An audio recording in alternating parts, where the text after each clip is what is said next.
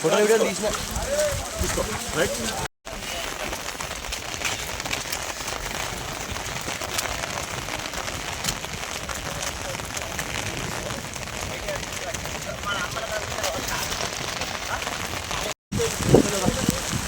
కొద్దిగా రానా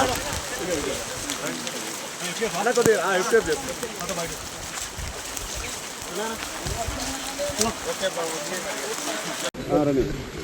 రాష్ట్ర ప్రభుత్వం వరద నివారణ చర్యలు తీసుకోవడంలో పూర్తిగా విఫలమైపోయింది. ముఖ్యంగా ఈ రోజు ఈ ఫెయిల్యూర్ అంతా కూడా రాష్ట్ర ముఖ్యమంత్రిది, రాష్ట్ర ప్రభుత్వాన్ని. ఎంత బాధతో ఉన్నామంటే ఈరోజు ఇవాళ హవేలీ గన్పూర్ మండలంలో మరి ఇద్దరు యువకులు చనిపోవడం జరిగింది. వాళ్ళ పిల్లలు, ముఖ్యంగా ఇద్దరు పిల్లలు గురుకుల పాఠశాలలో చదువుతున్నారు. వర్షాల వల్ల గురుకుల పాఠశాల లీక్ అయితా ఉంది, మీ పిల్లల్ని తీసుకుపోండి అని ప్రిన్సిపల్ ఫోన్ చేస్తే పిల్లల్ని మెదక్కు పోయి తీసుకొచ్చుకుందామని బయలుదేరి మరి ఆటోలో నడుపుతున్నటువంటి యాదగౌడు, ఆటోలో కూర్చున్న సత్యనారాయణ ఇద్దరు కూడా ఈ వరదలో ఆటో కొట్టుకుపోయి చనిపోవడం జరిగింది. ఆ ఇద్దరు దాదాపు కొన్ని గంటల పాటు కరెంటు పోల్ పట్టుకొని ప్రభుత్వం నుంచి ఏదైనా సహాయం అందుతుందా, హెలికాప్టర్ వస్తుందా, ఎన్డీఆర్ఎఫ్ బృందాలు వస్తాయని 4-5 గంటలు ఎదురు చూశారు. కరెంటు పోల్ మీద నుంచి ఫోన్లు కూడా చేశారు. కానీ కలెక్టర్ గారు గాని జిల్లా యంత్రాంగం ఎవరు స్పందించలేదు. మధ్యాహ్నం 2 తర్వాత కరెంటు పోల్ కూడా వరద ఉధృతికి పడిపోయి ఆ వరదలో కొట్టుకొని ఆ ఇద్దరు కూడా చనిపోవడం జరిగింది. అంటే ఇది కేవలం ప్రభుత్వ వైఫల్యం.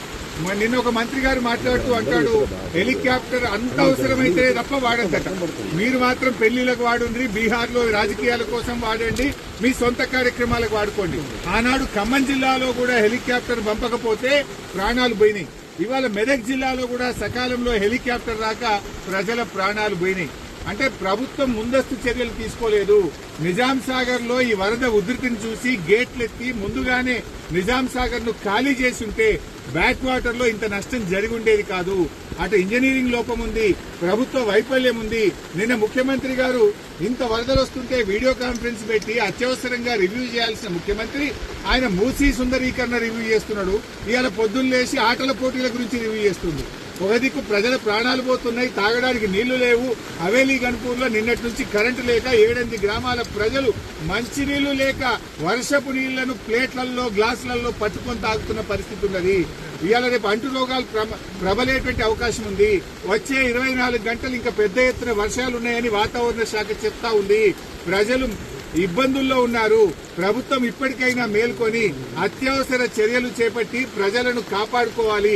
ప్రజలకు త్రాగునీరు అందించండి, ప్రజలకు అవసరమైన ఆహార పొట్లాలను పంపించండి, హెలికాప్టర్లను అందుబాటులో పెట్టండి. ఎందుకంటే బాగా తడిచి ఉన్నది, ఇప్పటికే నీటి ప్రవాహం ఉంది. ఇంకా వర్షం ఏమన్నా కొద్దిపాటి వర్షం ఎక్కువ పడ్డా కూడా మరి చెరువులు గాని తెగేటువంటి ప్రమాదం ఉంటది కనుక అన్ని జాగ్రత్తలు ప్రభుత్వం తీసుకోవాలని చెప్పి కోరుతా ఉన్నాం. ఏదైతే పంట నష్టం జరిగిందో ఒక్కొక్క రైతుకు ఎకరానికి 25,000 రూపాయల సహాయం అందించాలని కోరుతున్నాం. చనిపోయిన ఆ 2 కుటుంబాలకు కూడా ఒక్కొక్కరికి 25 లక్షల ఆర్థిక సహాయం అందించాలని కోరుతున్నాం. ఇక్కడే పక్కనే దూప్ సింగ్ తండా ప్రజలు తండాను వదిలిపెట్టి గుట్ట మీద ఉన్నారు. రాత్రంతా కూడా గుట్ట మీదనే ఉన్నారు. వాళ్ళకి మంచినీళ్లు లేవు.